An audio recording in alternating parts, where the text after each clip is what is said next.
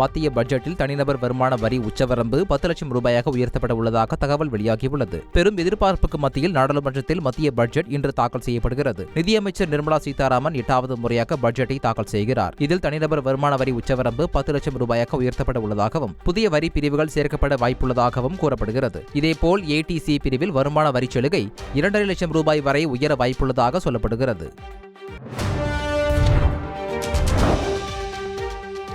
மத்திய பட்ஜெட்டில் தங்கத்தின் மீதான இறக்குமதி வரி குறைக்கப்படலாம் என எதிர்பார்க்கப்படுகிறது. இந்தியாவில் நாளுக்கு நாள் தங்கம் விலை உச்சம் தொடும் நிலையில் பட்ஜெட் தாக்கல் செய்யப்பட்டவுடன் தங்கம் விலை குறைய வாய்ப்பிருப்பதாக நகை வியாபாரிகள் கூறியிருந்தனர். அதன்படி தங்கத்தின் மீதான இறக்குமதி வரி குறைக்கப்பட வாய்ப்பிருப்பதாக கூறப்படுகிறது.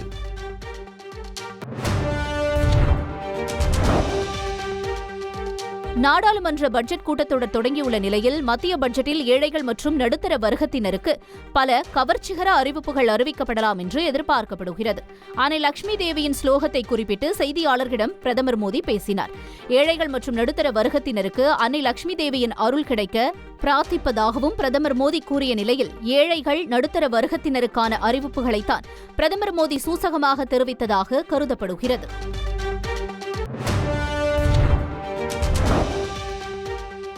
எதிர்வரும் நிதியாண்டில் நாட்டின் பொருளாதார வளர்ச்சி 6.3% முதல் 6.8% வரை இருக்கும் என பொருளாதார ஆய்வறிக்கையில் தெரிவிக்கப்பட்டுள்ளது. 2025-26 நிதியாண்டுக்கான மத்திய பட்ஜெட்டை நிதியமைச்சர் நிர்மலா சீதாராமன் மக்களவையில் நாளை தாக்கல் செய்கிறார். இந்த நிலையில் பொருளாதார ஆய்வறிக்கையை எதிர்க்கட்சிகளின் அமளிக்கு இடையே நாடாளுமன்றத்தில் தாக்கல் செய்தார். அதில் இந்திய பொருளாதாரம் தொடர்ந்து வலுவாக இருப்பதாகவும் எதிர்வரும் நிதியாண்டில் காய்கறி உள்ளிட்ட உணவுப் பொருட்களின் விலைவாசி குறையும் என கணிக்கப்படுவதாக ஆய்வறிக்கையில் தெரிவிக்கப்பட்டுள்ளது. மேலும் 2025-26 நிதியாண்டில் நாட்டின் பொருளாதார வளர்ச்சி 6.3% முதல் 6.8% வரை இருக்கும் எனவும் குறிப்பிடப்பட்டுள்ளது.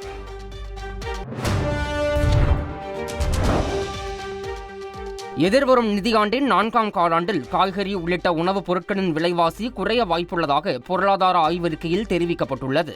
நாடாளுமன்றத்தில் எதிர்க்கட்சிகளின் எதிர்ப்பையும் மீறி நிர்மலா சீதாராமன் தாக்கல் செய்த அறிக்கையில் இந்திய பொருளாதாரம் தொடர்ந்து வலுவாக இருப்பதாக கூறப்பட்டுள்ளது. எதிர்வரும் நிதியாண்டில் நாட்டின் பொருளாதார வளர்ச்சி 6.8 விழுக்காடு வரை இருக்கும் என்றும் ரபி பருவத்தில் பயிர்களின் வளர்ச்சி சிறப்பாக இருக்கும் என்பதால் முதல் காலாண்டில் உணவுப் பொருட்களின் விலை குறைய வாய்ப்புள்ளதாகவும் கணிக்கப்பட்டுள்ளது.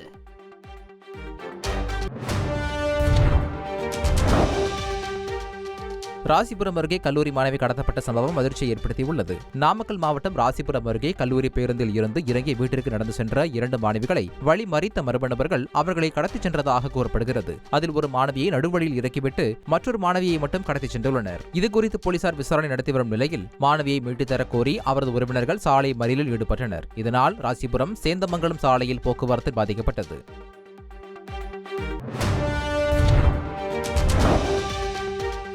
சந்திர புத்தாண்டையொட்டி வடகொரியர்கள் அந்நாட்டின் முதல் அதிபரான கிம் இல் சுங் மற்றும் அவரது மகனும் அடுத்த தலைவருமான கிம் ஜாங் இல் ஆகியோரின் சிலைகளுக்கு மலரஞ்சலி செலுத்தினர்.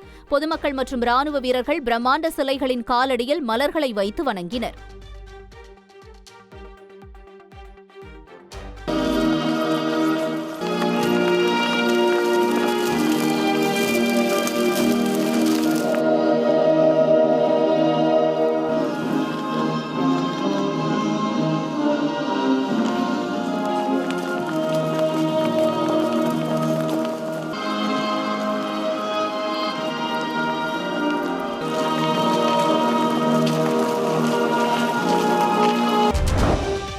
தாவேக கட்சியின் 3ஆம் கட்ட மாவட்ட செயலாளர்கள் பட்டியலை அக்கட்சியின் தலைமை வெளியிட்டுள்ளது. தாவேக கட்சி அமைப்பு ரீதியாக 120 மாவட்டமாக பிரிக்கப்பட்டுள்ள நிலையில் 3ஆம் கட்டமாக 19 மாவட்ட செயலாளர்களின் பட்டியலை வெளியிட்டுள்ளது. மத்திய சென்னை மாவட்ட செயலாளராக SKM குமார், தேனி தெற்கு மாவட்ட செயலாளராக M பாண்டி உள்ளிட்ட 14 மாவட்டங்களிலும் கழக பொறுப்பாளர்கள் நியமிக்கப்பட்டுள்ளனர். மாவட்ட செயலாளர்களை தனித்தனியே சந்தித்த தாவேக தலைவர் விஜய் அவர்களுக்கு சான்றிதழ் மற்றும் வெள்ளி நாணயமும் வழங்கி வாழ்த்து தெரிவித்தார். விசிகவில் இருந்து விலகிய ஆதவ் அர்ஜுனா மற்றும் அதிமுகவில் இருந்து விலகிய நிர்மல்குமார் ஆகியோர் விஜய் முன்னிலையில் தமிழக வெற்றிக் கழகத்தில் இணைந்தனர். தாவேக 3ஆம் கட்ட மாவட்ட செயலாளர்கள் தேர்வு கூட்டம் நடைபெற்ற சூழலில் மாற்றுக் கட்சியில் இருந்து விலகிய முக்கிய தலைவர்கள் தாவேக தலைவர் விஜய் முன்னிலையில் அக்கட்சியில் இணைந்தனர். இதில் ஆதவ் அர்ஜுனாவிற்கு தேர்தல் பிரிவு பொதுச் செயலாளர் பதவியும், நிர்மல்குமாருக்கு துணை பொதுச் செயலாளர் பதவியும் வழங்கப்பட்டுள்ளது. இதேபோல யூடியூபர் ராஜ்மோகனுக்கு கொள்கை பரப்பு செயலாளர் பதவி வழங்கப்பட்டுள்ளது.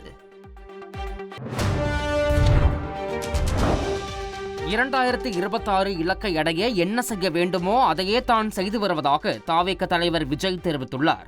3ஆம் கட்ட மாவட்ட செயலாளர்கள் ஆலோசனைக் கூட்டத்தில் பேசிய விஜய், களத்திற்கு சென்று தீவிர மக்கள் பணி மேற்கொள்ள வேண்டும், யாரும் தயங்கக்கூடாது என நிர்வாகிகளுக்கு அறிவுறுத்தியுள்ளார். 2026 இலக்கை அடைய தான் உழைத்து வருவதாகவும், உங்களால் என்ன செய்ய முடியுமோ அதனை நீங்கள் செய்யுங்கள் எனவும் விஜய் கூறியதாக தெரிவிக்கப்பட்டுள்ளது. ராமேஸ்வரம், பாம்பன் புதிய மற்றும் பழைய செங்குத்து தூக்கு பாலங்கள் தூக்கப்பட்டு இந்திய கடலோர காவல் படைக்கு சொந்தமான கப்பல் கடந்து சென்றது. மேலும் பாம்பன் புதிய செங்குத்து தூக்கு பாலத்தில் 22 பெட்டிகள் கொண்ட ரயிலை இயக்கி சோதனையும் நடத்தப்பட்டது. இவற்றின் பிரமிக்க வைக்கும் ட்ரோன் காட்சிகளை தற்போது பார்க்கலாம்.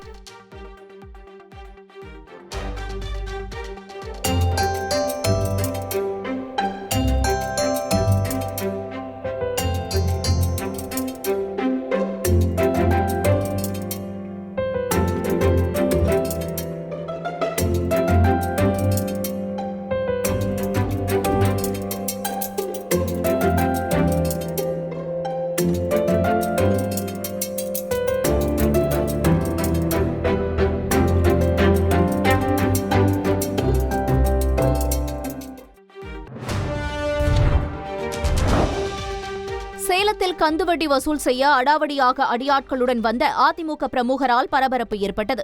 மேச்சேரியை சேர்ந்த சண்முகமூர்த்தி தனது நிலத்தை அடமானம் வைத்து கந்துவட்டிக்கு கடன் பெற்றதாக கூறப்படுகிறது.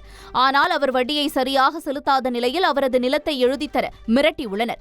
இந்த சூழலில் அதிமுக ஒன்றிய அம்மா பேரவை செயலாளர் ராஜா தலைமையிலான ஆட்கள் சண்முகமூர்த்தி வீட்டில் புகுந்து உருட்டுக்கட்டையுடன் தகராறு செய்துள்ளனர். காருக்குள் இருந்த சண்முகமூர்த்தியை அடிக்கும் நோக்கில் காரை சேதப்படுத்தியுள்ளனர். இது தொடர்பாக போலீசில் புகார் கொடுத்தும் நடவடிக்கை எடுக்கப்படவில்லை என்று குற்றஞ்சாட்டப்பட்டுள்ளது. அங்க ஸ்டேஷன்ல பேசிருக்கலாம், அங்க வச்சு பேசிக்கலாம். இங்க இன்ஸ்பெக்டரை கூப்பிட்டு பேசுங்க. நீங்க அங்க இன்ஸ்பெக்டரை கூப்பிட்டு பேசுங்க. நீங்க அங்க இன்ஸ்பெக்டரை கூப்பிட்டு பேசுங்கண்ணா. நீங்க அங்க இன்ஸ்பெக்டரை கூப்பிட்டு பேசுங்கண்ணா. அங்க இன்ஸ்பெக்டரை கூப்பிட்டு பேசுங்கண்ணா. அங்க இன்ஸ்பெக்டர் அண்ணாட்ட கூப்பிட்டு பேசுங்க. நீங்க அங்க இன்ஸ்பெக்டரை கூப்பிட்டு பேசுங்கண்ணா.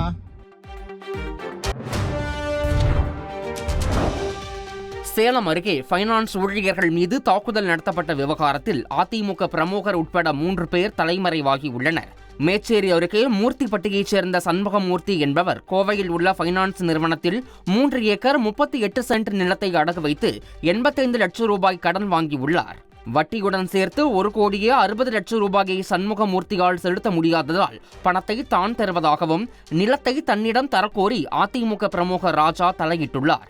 இதையடுத்து ஃபைனான்ஸ் நிறுவனத்தைச் சேர்ந்த 6 பேர் வந்தபோது அதிமுக பிரமுகர் ராஜா தனது அடியாட்களுடன் வந்து தாக்கி காரை சேதப்படுத்தியதாக கூறப்படுகிறது.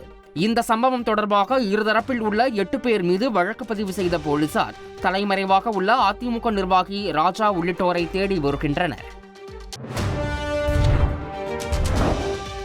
கேரளாவில் இருந்து கொண்டுவரப்பட்ட கேரள மருத்துவ கழிவுகள் பல்லடம் அருகே தோட்டத்து குடோனில் மூட்டை மூட்டையாக பதுக்கி வைக்கப்பட்டிருந்தது தெரியவந்துள்ளது. திருப்பூர் மாவட்டம் வேலப்பக்கவுண்டம் பாளையத்தைச் சேர்ந்த பொன்னுசாமி என்பவர் கேரள மருத்துவ கழிவு பிளாஸ்டிக் குப்பைகளை கொண்டு வந்து பதுக்கி வைத்து இரவு நேரங்களில் எரித்து வந்துள்ளனர். மூச்சு திணறல் போன்ற உபாதைகளை எதிர்கொண்ட பொதுமக்கள் கேரளாவில் இருந்து மருத்துவ கழிவுகளை ஏற்றி வந்த லாரியை சிறைப்பிடித்தனர். இந்த விவகாரத்தில் உரிய நடவடிக்கை எடுக்கப்படும் என கிராம மக்களிடம் அதிகாரிகள் உறுதியளித்துள்ளனர். சீனாவைச் சேர்ந்த நிறுவனம் ஒன்று சீன புத்தாண்டையொட்டி ஊழியர்களுக்கு 70 கோடி ரூபாய் போனஸ் கொடுத்து அசர வைத்துள்ளது. ஹெனான் மைனிங் கிரெயின் எனும் நிறுவனம் 70 கோடி ரூபாயையும் ஒரு பெரிய மேசையில் பரப்பி வைத்து 1/4 மணி நேரத்திற்குள் எவ்வளவு பணத்தை அவர்களால் எண்ணி முடிக்க முடிகிறதோ அது அவர்களுடைய போனஸ் என அறிவித்தது. கொட்டிக் கிடந்த பணத்தை ஊழியர்கள் போட்டி போட்டுக்கொண்டு எண்ணி அள்ளிச் சென்றனர்.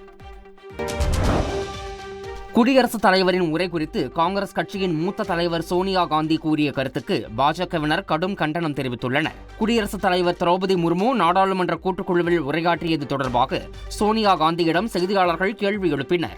அதற்கு பதிலளித்த அவர், குடியரசுத் தலைவர் தன்னுடைய உரையை நிறைவு செய்யும் போது மிகவும் சோர்வாக இருந்ததாகவும் இது பரிதாபமான விஷயம் எனவும் குறிப்பிட்டார். இதற்கு JP நட்டா உள்ளிட்ட பலரும் கண்டனம் தெரிவித்தனர். மேலும் சோனியா காந்தி மன்னிப்பு கோர வேண்டும் என வலியுறுத்தினர். குடியரசுத் தலைவர் உரை குறித்து சோனியா காந்தி தெரிவித்த கருத்துக்கள் ஏற்றுக்கொள்ள முடியாதவை மட்டுமின்றி மோசமானது என்று குடியரசுத் தலைவர் மாளிகை அதிருப்தி தெரிவித்துள்ளது. காங்கிரஸ் கட்சியின் சில முக்கிய தலைவர்கள் உயர் பதவியின் கண்ணியத்தை தெளிவாக காயப்படுத்தும் வகையில் கருத்துக்களை தெரிவித்துள்ளதாகவும் குடியரசுத் தலைவர் எந்த நிலையிலும் சோர்வடையவில்லை என்றும் விளக்கம் அளித்துள்ளது. உண்மையில் தனது உரையின் போது பேசியதைப் போலவே விளிம்பு நிலை சமூகங்களுக்காகவும் பெண்கள் மற்றும் விவசாயிகளுக்காகவும் பேசுவது ஒருபோதும் சோர்வடையாது என்று குடியரசுத் தலைவர் நம்பினார் என்றும் கூறியுள்ளது.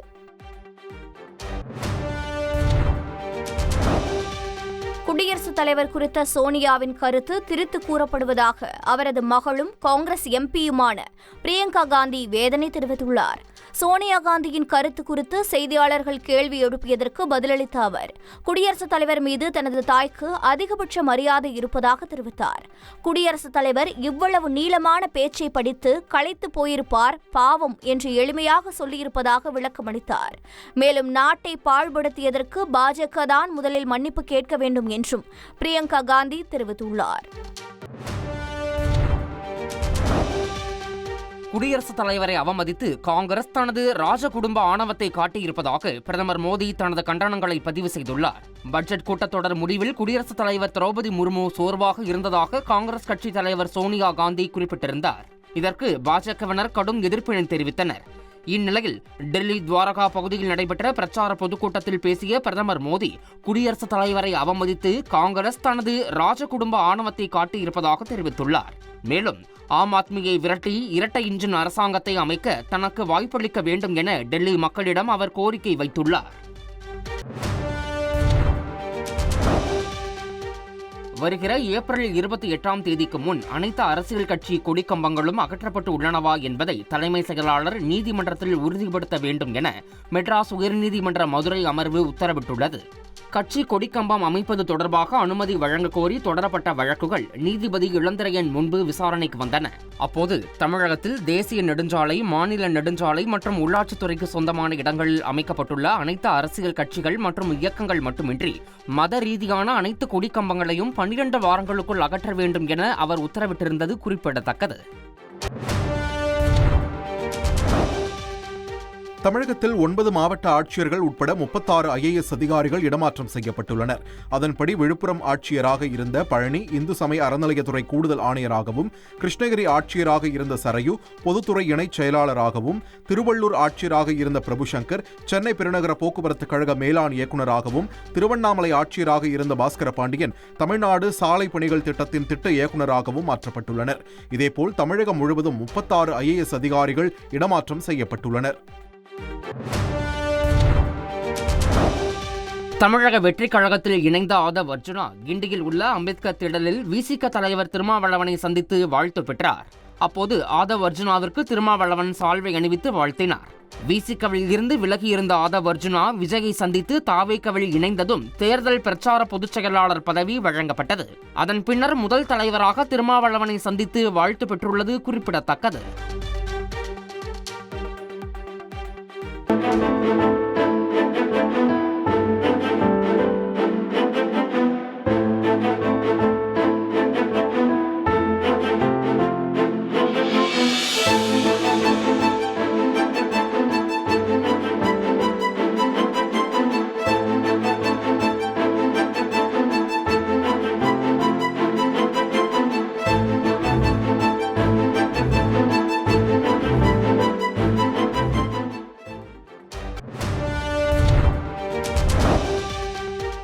தமிழக அரசியலில் ஆதவ் அர்ஜுனா புதிய அணுகுமுறையை தொடங்கி வைத்துள்ளதாக விடுதலை சிறுத்தைகள் கட்சித் தலைவர் தொல் திருமாவளவன் தெரிவித்துள்ளார். இந்த சந்திப்பு மரியாதை ரீதியிலானது என்றும் இதில் அரசியல் எதுவும் கிடையாது என்றும் அவர் தெரிவித்தார்.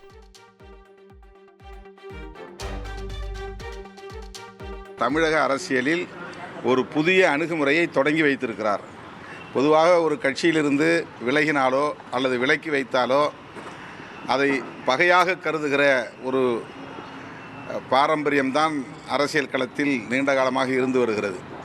ஆனால் ஆதவ் அர்ஜுன் அவர்கள் கட்சியை விட்டு வெளியேறக்கூடிய ஒரு சூழல் எழுந்த நிலையிலும் கூட அதை ஒரு பகையாக கருதவில்லை. தான் இன்னொரு கட்சியில் போய் சேர்ந்து பொதுச் செயலாளர் பொறுப்பை ஏற்று செயல்படுகிற இந்த சூழலில் உங்களுடைய வாழ்த்தும் எனக்கு தேவை என்று என்னை தேடி இந்த அலுவலகத்தை தேடி வந்திருக்கிறார் என்பது தமிழக அரசியல் கற்றுக்கொள்ள வேண்டிய ஒரு நாகரிகமாக நான் பார்க்கிறேன்.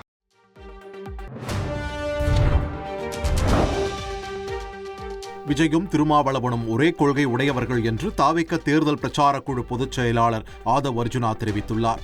மார்க்சிஸ்ட் கம்யூனிஸ்ட் கட்சித் தலைவர் பாலகிருஷ்ணன் உள்ளிட்டோரை சந்தித்து வாழ்த்து பெற உள்ளதாக தெரிவித்த அவர் முதல்வரை சந்தித்து வாழ்த்து பெறும் திட்டம் இல்லை என்றார். தமிழக வெற்றி கழகத்திலோட பொறுப்பு கொள்கை ரீதியாக மக்களுக்கானதாக என்னுடைய பணி எப்பொழுதும் இருக்கும். அதுக்கு அண்ணனுடைய வாழ்த்துக்களும் ஆசையும் எனக்கு நிறைய அறிவுரையுடன் எனக்கு கொடுத்துருக்காரு. அதுக்கு அண்ணனுக்கு ரொம்ப நன்றி. தாவேக்கோட கட்சி சார் அண்ணனும் சரி ஒரே கருத்து ஒரே கொள்கையில் தான் நாங்கள் இருக்கிறோம்.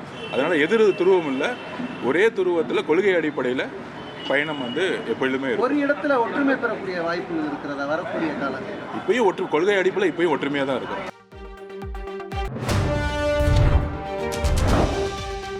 ஈசிஆர் சாலையில் பெண்களை காரில் துரத்திய வழக்கில் குற்றச்சம்பவத்தில் ஈடுபட்ட 7 பேரில் 4 பேரை கைது செய்து உள்ளதாகவும் மீதமுள்ள 3 பேரை வலைவீசி தேடி வருவதாகவும் போலீசார் தெரிவித்துள்ளனர். இதுகுறித்து செய்தியாளர்களுக்கு பேட்டியளித்த பள்ளிக்கரணை காவல்துறை துணை ஆணையர் கார்த்திகேயன் இந்த சம்பவத்தில் பாலியல் ரீதியான எந்த உள்நோக்கமும் இல்லை என்பது முதற்கட்ட விசாரணையில் தெரிய வந்துள்ளதாக தெரிவித்துள்ளார். காரில் இருந்த கட்சிக் கொடியை சுங்கச்சாவடிகளிலும் வாகன நிறுத்தங்களிலும் தடையின்றி செல்ல பயன்படுத்தியுள்ளதாகவும் இதில் கட்சிக்கு எந்த சம்பந்தமும் இல்லை என்றும் தெரிவித்துள்ளார். இவ்விவகாரத்தில் ஒரு இளைஞர் மீது ஏற்கனவே 2 வழக்குகள் நிலுவையில் உள்ளதாகவும் அந்த பேட்டியில் தெரிவித்துள்ளார்.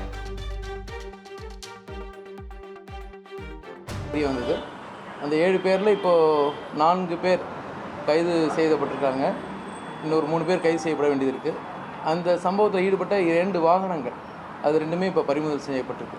ஏற்கனவே அந்த முட்டுக்காடுக்கு புகார்தாரர் வராங்க, அதிகாலையில் திருப்பி அவங்க வீட்டுக்கு போகிறாங்க. அங்கே ஒரு 2 வண்டி இருக்கிறத பார்க்குறாங்க. 2 வண்டி இருக்கவொன்னே சரின்னு கிளம்பிடுறாங்க. கிளம்பினோடனே இந்த ஒரு வண்டி அவங்கள சேஸ் பண்ணதாக சொல்கிறாங்க. அதன் அடிப்படையில் தான் இப்போ புலன் விசாரணை பண்ணிட்டு இல்லை பாலியல் ரீதியாக அப்படி துரத்துறாங்கன்னு அப்படின்னு ஒன்றும் இது வரைக்கும் புலன் விசாரணை அப்படி ஒன்றும் வரலை. இப்போதைக்கு கைது நடவடிக்கை எடுக்கப்பட்ட 4 குற்றவாளிகள் எடுத்திருக்கோம். அவங்க அது மாதிரி ஒன்றும் கருத்துக்கள் இல்லை. எங்கள் புலன் விசாரணை அப்படி இருக்க மாதிரி இல்லை. சுவிட்சர்லாந்தில் ஆல்பைன் பள்ளத்தாக்கில் அமைந்துள்ள சாட்யூ டிஓஎக்ஸ் நகரத்தில் வெப்பக்காற்று பலூன் திருவிழா கோலாகலமாக கொண்டாடப்பட்டு வருகிறது. மக்கள் வெப்பக்காற்று பலூனில் பறந்தவாறே மலையின் அழகை ரசித்தனர்.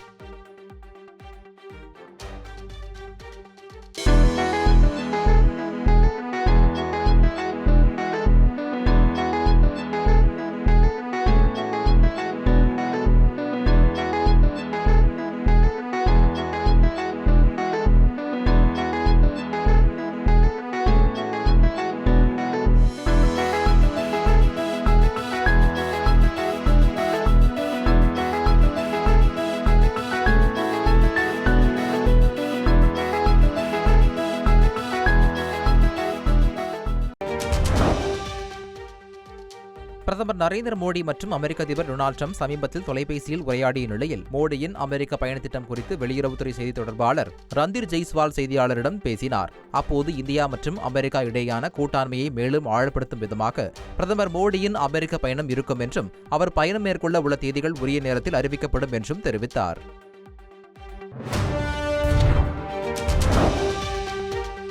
சென்னையில் நடைபெறவுள்ள அதிமுக கலாய்வு குழு கூட்டம் குறித்து சென்னை மாவட்ட செயலாளர்களுடன் அதிமுக பொதுச் செயலாளர் எடப்பாடி பழனிசாமி ஆலோசனை நடத்தினார். அதிமுக அமைப்பு ரீதியாக செயல்பட்டு வரும் 9 மாவட்டங்களில் வரும் பிப்ரவரி 4ஆம் தேதி கலாய்வு கூட்டம் நடைபெறவுள்ள நிலையில் ஆலோசனை மேற்கொண்டார். அதிமுகவின் செயல்பாடுகள், உறுப்பினர் அட்டை வழங்குதல் உள்ளிட்டவை குறித்து மற்ற மாவட்டங்களில் கலாய்வு குழு ஆய்வுக் கூட்டங்கள் நடத்தி எடப்பாடி பழனிசாமியிடம் அறிக்கை வழங்கியுள்ளது குறிப்பிடத்தக்கது.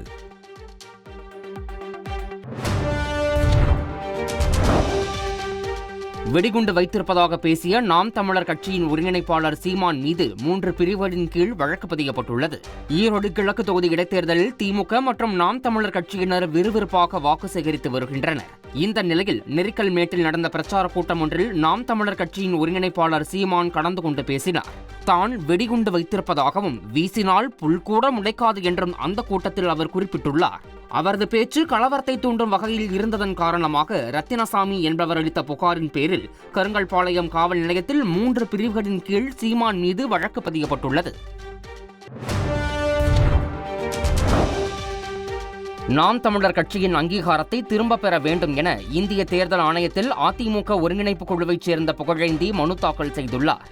ஈரோடு கிழக்கு இடைத்தேர்தலுக்கான பரப்புரையில் சீமான் கடுமையான மோசமான வார்த்தைகளை பயன்படுத்துவதாகவும், குறிப்பாக தந்தை பெரியார் உள்ளிட்ட திராவிட இயக்க தலைவர்களை கொச்சைப்படுத்தி ஏளனமாக பேசுவதாகவும் குறிப்பிட்டுள்ள புகழேந்தி, சீமானின் பேச்சு ஜாதி மத கலவரங்களை ஏற்படுத்தும் வகையில் உள்ளதால் நாம் தமிழர் கட்சியின் அங்கீகாரத்தை திரும்ப பெற வேண்டும் என மனுவில் வலியுறுத்தியுள்ளார். முன்னாள் அமைச்சர் OS மணியன் தங்களது நிலத்தை அபகரித்துக் கொண்டதாகவும் அதை மீட்டுத் தர கோரியும் 93 வயதான ஒரு முதியவர் நாகை மாவட்ட SP அலுவலகத்தில் புகார் அளித்துள்ள சம்பவம் பரபரப்பை ஏற்படுத்தியுள்ளது. நாகை மாவட்டம் வேதாரண்யம் அடுத்த கந்தரிப்புலம் கிராமத்தில் 93 வயதான சிவபாலன் என்பவருக்கு தலைஞாயிறு பகுதியில் உள்ள 15 லட்சம் ரூபாய் மதிப்பிலான 73 ஏர்ஸ் நிலம் உள்ளதாக கூறப்படுகிறது.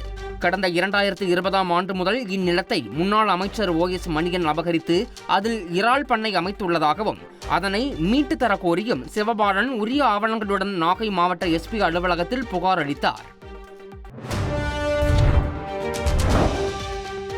இது தொடர்பாக அமைச்சர் OS மணியன் கூறும்போது, 1997-98 காலகட்டத்தில் இருந்து தான் உட்பட 50 பேர் அப்பகுதியில் இறால் பண்ணை மற்றும் விவசாயம் செய்து வருவதாகவும், இதற்கான ஆவணங்கள் தங்களிடம் உள்ளதாகவும் தெரிவித்துள்ளார். அதேபோல சம்பந்தப்பட்ட நிலம் தொடர்பாக யாரும் தன்னிடம் வந்து பேசவில்லை எனவும் அவர் தெரிவித்தார். கடலூர் மாவட்டம் விருத்தாச்சலம் அருகே வீட்டிற்கு வெளியே நின்று கொண்டிருந்தவர்கள் மீது கார் மோதிய விபத்தில் 2 பரிதாபமாக சம்பவ இடத்திலேயே உயிரிழந்துள்ளனர். விருத்தாச்சலம் அருகே கீரனூர் அம்பேத்கர் நகர் பகுதியில் ஓட்டுநரின் கட்டுப்பாட்டை கார் இழந்ததால் இந்த விபத்து நடந்துள்ளது. இந்த விபத்தில் செந்தில் மற்றும் செல்வி ஆகிய இருவரும் உயிரிழந்த நிலையில் படுகாயமடைந்த செல்வியின் மகள் சிலம்பரசி மருத்துவமனையில் அனுமதிக்கப்பட்டுள்ளார். இதே பகுதியில் அடிக்கடி விபத்து நடைபெறுவதால் ஆத்திரமடைந்த பொதுமக்கள் சாலையில் சடலத்துடன் மறியலில் ஈடுபட்டனர். இதனால் அந்த பகுதியில் சிறிது நேரம் போக்குவரத்து பாதிக்கப்பட்டது.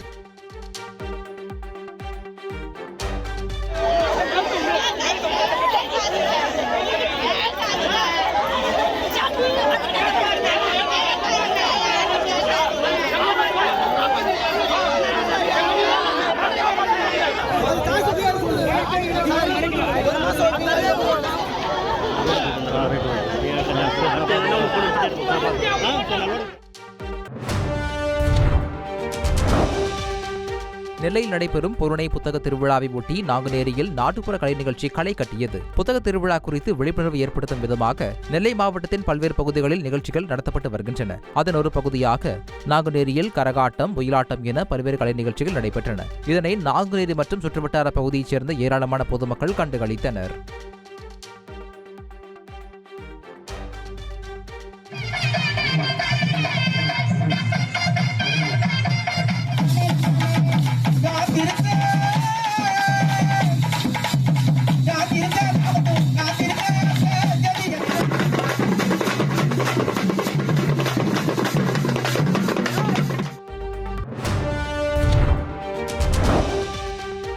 ஆறு மாதங்களாக சிறையில் இருந்து வெளியே வந்த நபரை இரும்பு கம்பியால் அடித்து கொலை செய்த சம்பவம் நெல்லையில் பரபரப்பை ஏற்படுத்தியுள்ளது. கணவன் மனைவி இடையேயான சண்டை தொடர்பாக மனைவி அளித்த புகாரின் பேரில் தென்பத்து பகுதியைச் சேர்ந்த ஜெகநாதன் என்பவர் கைது செய்யப்பட்டு சிறையில் அடைக்கப்பட்டிருந்தார். இந்த சூழலில் 6 மாதங்களுக்கு பிறகு ஜாமீனில் வெளியே வந்த அவர் அரசு டாஸ்மாக் கடையில் மது அருந்துவிட்டு தனது உறவினரான வெங்கடேஷ் என்பவரிடம் ஜாமீனில் ஏன் விரைந்து எடுக்கவில்லை என கூறி வாக்குவாதம் செய்ததாக கூறப்படுகிறது. இதனால் ஆத்திரமடைந்த வெங்கடேஷ் ஜெகநாதனை இரும்பு கம்பியால் சரமாரியாக தாக்கியதில் சம்பவ இடத்திலேயே அவர் உயிரிழந்தார். இது தொடர்பான சிசிடிவி காட்சிகளின் அடிப்படையில் வெங்கடேஷை போலீசார் கைது செய்தனர். திரைப்படங்களில் நடிக்க வாய்ப்பு தேடி அழைந்தபோது டோலிவுட் தயாரிப்பாளர்கள் தன்னை மறைமுகமாக பிறல் உறவிற்கு அழைத்ததாக தங்கல் பட நடிகை பகீர் தகவல் ஒன்றை கூறியுள்ளார். ஆமீர் கான் நடித்த தங்கல் படத்தின் மூலம் பரவலான கவனம் ஈர்த்தவர் நடிகை ஃபாத்திமா சானா ஷைக். தற்போது மாதவன் நடிக்கும் ஆப் ஜெய்ஷா கோய் படத்தில் நடித்து வருகிறார். இந்நிலையில் அவர் நேர்காணல் ஒன்றில் பேசுகையில் ஹைதராபாத் காஸ்டிங் ஏஜென்ட் ஒருவரிடம் பேசிக் கொண்டிருக்கையில் அவர் தன்னை பிறல் உறவிற்கு ஒப்புக் கொடுக்கும்படி மறைமுகமாக பேசியதாக கூறியுள்ளார். சில டோலிவுட் தயாரிப்பாளர்களும் அதேபோன்று பேசியதாகவும் நடிகை ஃபாத்திமா சானா ஷைக் கூறியுள்ளார். இந்த பேட்டி திரையுலகில் பெரும் பரபரப்பை ஏற்படுத்தியுள்ளது. விழுப்புரம் மாவட்ட ஆட்சியர் அலுவலகத்தில் விவசாயிகள் குறைகேட்பு கூட்டம் நடைபெற்றது. இதில் கலந்து கொண்ட விவசாய சங்க பிரதிநிதிகள் பெஞ்சல் புயல் நிவாரணம் உள்ளிட்ட பல்வேறு விவசாய பிரச்சினைகள் குறித்து கேள்வி எழுப்பி வாக்குவாதத்தில் ஈடுபட்டனர். இதனால் ஆட்சியர் அலுவலகத்தில் பரபரப்பு ஏற்பட்டது. தொடர்ந்து உரிய நடவடிக்கை எடுக்கப்படும் என்று அதிகாரிகள் உறுதியளித்ததைத் தொடர்ந்து விவசாயிகள் அங்கிருந்து கலைந்து சென்றனர்.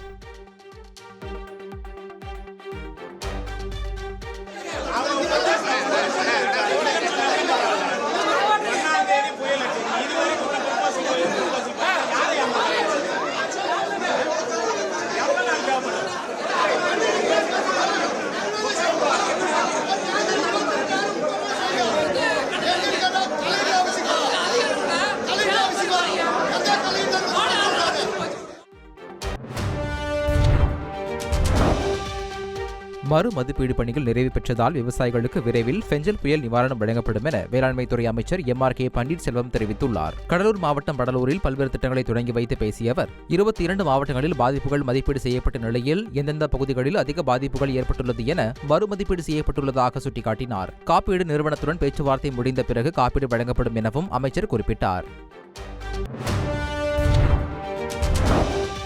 கும்மிடிப்பூண்டி அருகே அரசு திட்ட குறும்பட படப்பிடிப்பிற்காக சாலையோர மின்கம்பத்தில் இருந்து கொக்கி போட்டு மின்சாரம் எடுக்கப்பட்டுள்ளது. திருவள்ளூர் மாவட்டம் கும்மிடிப்பூண்டி அருகே உள்ள AN குப்பம் ஊராட்சி மன்ற அலுவலகம் அருகே கலைஞரின் கனவு இல்லம் திட்டம் குறித்த குறும்படம் தயாரிக்கப்பட்டது. இதில் பிரபல நடிகை வடிவுக்கரசி நடித்தார். அப்போது படப்பிடிப்பு கருவிகளுக்கும் ஓய்வறை கொண்ட பிரம்மாண்ட பேருந்துக்கும் சாலையோர மின்கம்பத்தில் இருந்து கொக்கி போட்டு மின்சாரம் எடுக்கப்பட்டது. இதன் வீடியோ சமூக வலைதளங்களில் வேகமாக பரவி வருகிறது.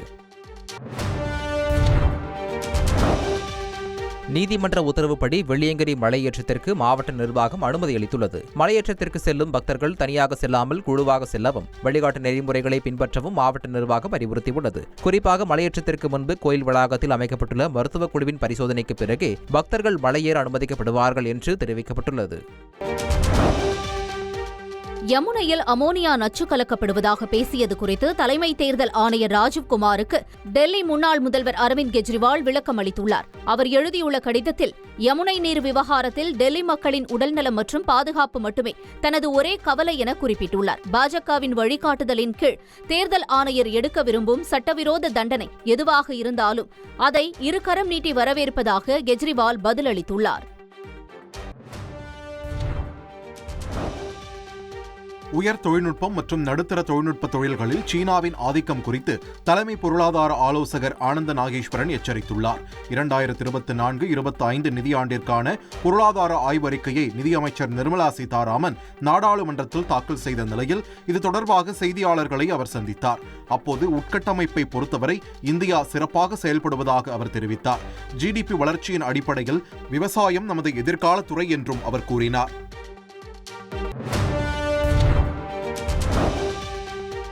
அமெரிக்காவில் 21 வயதிற்குட்பட்டவர்களுக்கு துப்பாக்கி விற்கக்கூடாது என அந்நாட்டு அரசு தடை விதித்திருப்பது அரசியல் அமைப்பிற்கு எதிரானது என பெடரல் நீதிமன்றம் பரபரப்பு கருத்தை தெரிவித்துள்ளது.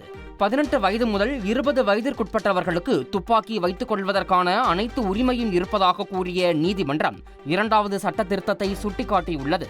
அமெரிக்காவில் அதிகரித்து வரும் துப்பாக்கி கலாச்சாரத்திற்கு முற்றுப்புள்ளி வைக்க சில கட்டுப்பாடுகளை கொண்டுவர முன்னர் இருந்த ஜோ பைடன் நிர்வாகம் தீவிரம் காட்டிய நிலையில் தற்போது அதற்கு பின்னடைவை ஏற்படுத்தும் வகையில் இந்த தீர்ப்பு வெளியாகியுள்ளது.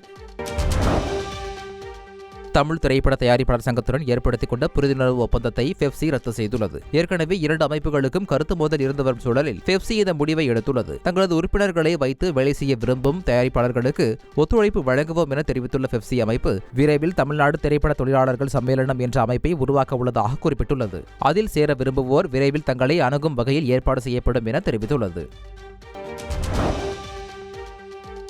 தமிழகத்தில் உள்ள 658 சிறப்பு மருத்துவ காலி பணியிடங்களை நிரப்புவதற்கு நடவடிக்கை எடுக்கப்படும் என்று அமைச்சர் மா சுப்பிரமணியன் தெரிவித்துள்ளார். சென்னையில் செய்தியாளர்களிடம் பேசிய அவர் இதற்காக இந்த மாதம் கலந்தாய்வு நடத்தி காலி பணியிடங்களை நிரப்புவதற்கு அரசாணை வெளியிடப்படும் என்று கூறியுள்ளார். 2553 இளநிலை மருத்துவ பணியிடங்களை நிரப்புவதற்கான தேர்வின் மதிப்பெண் பட்டியலும் இம்மாதம் வெளியாகும் என்று அமைச்சர் மா சுப்பிரமணியன் கூறியுள்ளார். தென்காசி மாவட்டம் புளியங்குடியில் இளம் பெண்ணுக்கு பாலியல் தொல்லை கொடுத்த வழக்கில் சைலேஷ் என்ற காவலர் கைது செய்யப்பட்டார். குற்றம் சாட்டப்பட்ட மற்றொரு காவலரான செந்தில் என்பவரை போலீசார் தேடி வந்தனர். அவர் ஹோசூரில் பதுங்கியிருப்பதாக கிடைத்த தகவலின் அடிப்படையில் புளியங்குடி போலீசார் ஹோசூர் சென்று காவலர் செந்திலை கைது செய்தனர். அவர் மீது போக்சோ வன்கொடுமை சட்டத்தின் கீழ் வழக்கு பதிவு செய்து சிறையில் அடைத்தனர். செங்கல்பட்டு அருகே மகேந்திரா சிட்டி பகுதியில் BMW கார் தொழிற்சாலையில் 70க்கும் மேற்பட்ட ஒப்பந்த ஊழியர்கள் உள்ளிருப்பு போராட்டத்தில் ஈடுபட்டனர். இவர்கள் கடந்த மாதம்தான் 3 ஆண்டு ஒப்பந்தத்தின் கீழ் பணியில் சேர்ந்ததாக கூறப்படுகிறது. இந்நிலையில் தொழிற்சாலை நிர்வாகம் எவ்வித காரணமும் தெரிவிக்காமல் திடீரென நாளை முதல் ஒப்பந்த தொழிலாளர்கள் பணிக்கு வர வேண்டாம் என்று தெரிவித்ததாக கூறப்படுகிறது. இதனால் அதிர்ச்சி அடைந்த ஒப்பந்த ஊழியர்கள் தொடர்ந்து உள்ளிருப்பு போராட்டத்தில் ஈடுபட்டனர்.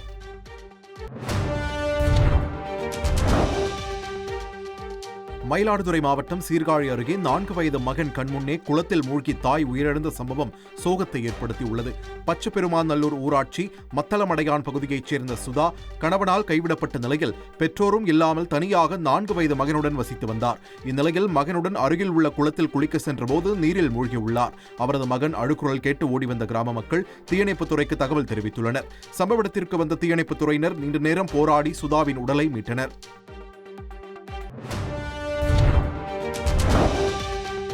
பாம்பனில் அமைக்கப்பட்டுள்ள புதிய ரயில் பாலத்தில் ரயில்கள் இயக்கப்பட்டு வெள்ளோட்டம் பார்க்கப்பட்டன.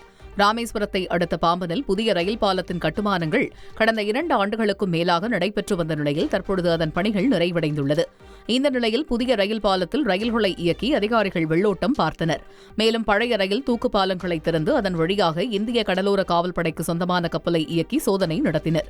பிரதமர் மோடி பாலத்தை திறந்து வைக்க வரும் பட்சத்தில் அதற்கு ஏதுவாக சாலை பாலத்தில் மாதிரி மேடைகள் அமைக்கப்பட்டு ஒத்திகை பார்க்கப்பட்டது.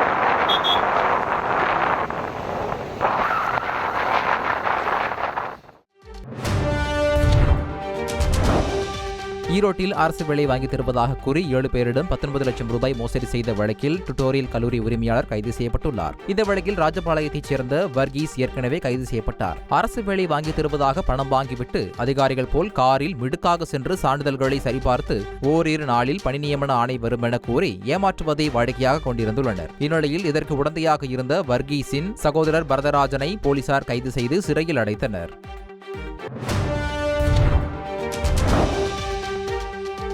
தாழ்த்தப்பட்ட சமுதாயத்தைச் சேர்ந்தவர் என்பதால் தன்னையும் தன் வார்டையும் புறக்கணிப்பதாக திமுக பெண் கவுன்சிலர் ஒருவர் அந்தியூர் சிறப்பு நிலை பேரூராட்சி கூட்டத்தில் குற்றம் சாட்டியுள்ளார். ஈரோடு மாவட்டம் அந்தியூர் சிறப்பு நிலை பேரூராட்சியில் மாதாந்திர கூட்டம் திமுக தலைவர் பாண்டியம்மாள் தலைமையில் நடைபெற்றது. கூட்டத்தில் கலந்து கொண்ட திமுக கவுன்சிலர் கவிதா தான் தாழ்த்தப்பட்ட சமுதாயத்தைச் சேர்ந்தவர் என்பதால் தன்னுடைய வார்டு புறக்கணிக்கப்படுவதாக குற்றம் சுமத்தியுள்ளார். தங்களது வார்டு புறக்கணிக்கப்படுவதாக அதிமுக கவுன்சிலர்கள் இருவரும் கூட்டத்தை புறக்கணித்தனர்.